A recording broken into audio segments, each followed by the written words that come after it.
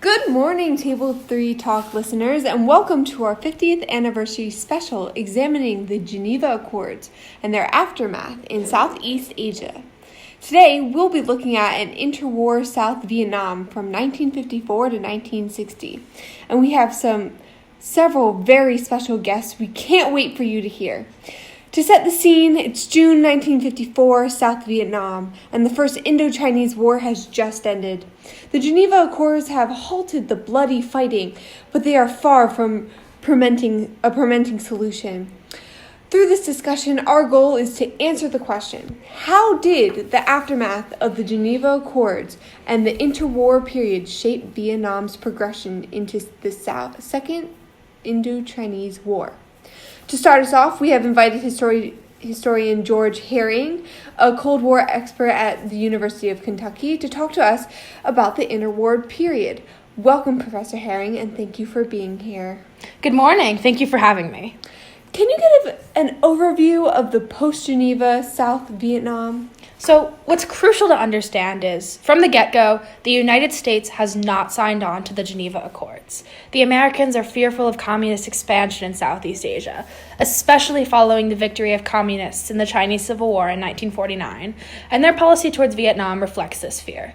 The United States at this time is intent on supporting South Vietnam as a bastion against communism to prevent other countries in the area from falling to communism. This is called domino theory. The Americans feared that if the Geneva Accords mandated elections to unify Vietnam happened, the communists would emerge victorious. So the Americans did not allow these elections to happen, and instead continued to prop up the puppet government in South Vietnam. Without American support, South Vietnam almost certainly would have collapsed. The Americans poured money and advisors in to rebuild infrastructure and to create an efficient standing army. So, America was in control of post-Geneva South Vietnam. Who did they appoint to lead this country? So in 1949, the French had installed Bao Dai as a puppet leader, but this attempt ultimately failed because of Bao Dai's weakness and lack of popular support. In the wake of this failure, the United States had a hard time finding a local anti-communist politician who was sufficiently popular among the people to remain in control while also pursuing American interests.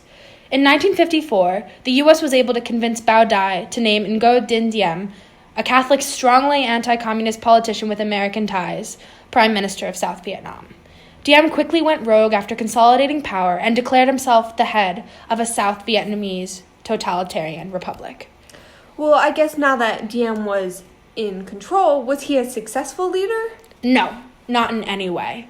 In fact, Diem's leadership exacerbated divisions within Vietnam that eventually erupted into civil war. While Diem was initially supported by a significant percentage of the population, as well as the United States, this support gradually withered away as he became a dictator and installed his family members in other positions within the government. Diem was a Catholic and gave other Catholics preferential treatment within the military and civil government, as well as when allocating land to Catholic exiles from the north. These actions angered the 90% Buddhist population. The army was also highly corrupt, and although it was large and well-equipped by the U.S., morale was low. Sounds like Diem was a pretty weak and unjust leader. It seems like the communists would exploit Diem's weakness. How did they respond to his leadership? So, you're completely right. The communists took advantage of Diem's unpopularity by creating militant and political organizations to further communism in South Vietnam. The Viet Cong, the most prominent of these organizations, was an insurgent group founded in 1957 by South Vietnamese nationalists and members of the Viet Minh, and formed the core of the resistance to Diem's United States-backed government. The Viet Cong was comprised of autonomous independent cells, making it difficult to identify members and ensuring that their capture didn't place other units at risk. The Viet Cong's insurgency was mainly carried out through the assassination of governmental officials and the formation of alternative political bodies to undermine the central government. They continued to use the Ho Chi Minh trails to transport arms and supplies to support these guerrilla attacks in the south. A key component of this strategy was political engagement with peasants, who were frustrated with Diem's lack of land reform and his prioritization of landowners over peasants.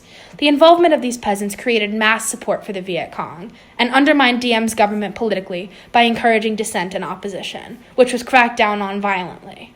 In 1960, the Viet Cong formed a political arm called the National Liberation Front, which was intended to unite Southern resistance and create a proto-state sympathetic to the Viet Minh and nationalistic communism, and firmly opposed to Diem's regime. the National Liberation Front promised reform and the creation of a united, independent Vietnam. Ultimately, Diem's reign, despite heavy American investment, served mainly to reinforce resistance and unite the southern population behind the Viet Cong, which was a key trigger for the Second Indochinese War. Thank you, Professor Herring. Now, to take another analytical framework, we've invited historian Christopher Gosha, another Vietnam specialist and author of The Vietnam, A New History, and professor at the University of Quebec in Montreal. Welcome, Professor Gosha. Hi, thank you for having me. Now, Professor Herring has just given our listeners an overview of the turmoil that took place following the decolonization of South Vietnam. In what ways did the Cold War color the internal politics of South Vietnam in this interwar period? Well, American involvement was hugely influential during this period and was motivated by Cold War tensions. After China became communist in 1949, Americans feared the expansion of communism in Southeast Asia and so threw their support behind Dai and Diem as anti-communist leaders. I call this indirect containment.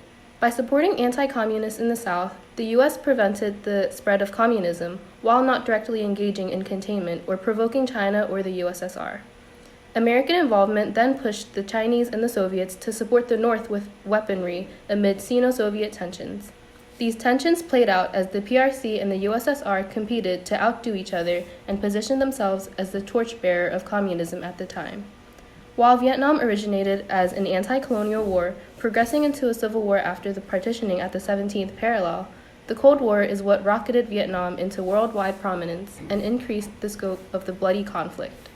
The interwar period drew in more Cold War powers and sowed seeds of discord within the South that erupted in 1959 with the Second Indochinese War. Wow, thank you for that insight. I would like to ask if there are any other concluding points that you would like to make. No, I don't think so, but thank you so much for having me. Yeah, thanks for having me. Okay, and this concludes our 50th anniversary special. I would like to again thank both Professor Gosha and Professor Herring for joining us today and contributing to this discussion of the interwar Vietnam from 1954 to 1960.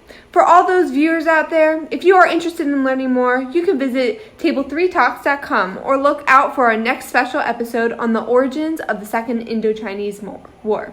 Thanks for listening. Peace.